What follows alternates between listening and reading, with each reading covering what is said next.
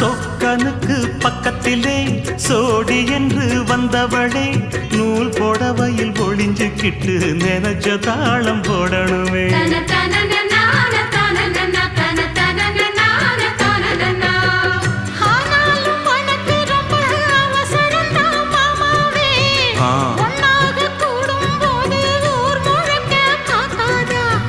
பார்த்தாலும் தவறு இல்ல பனியுறங்கும் ரோசாவே உன்னால சொத்த வச்ச மூக்குலதான் வைக்காதா.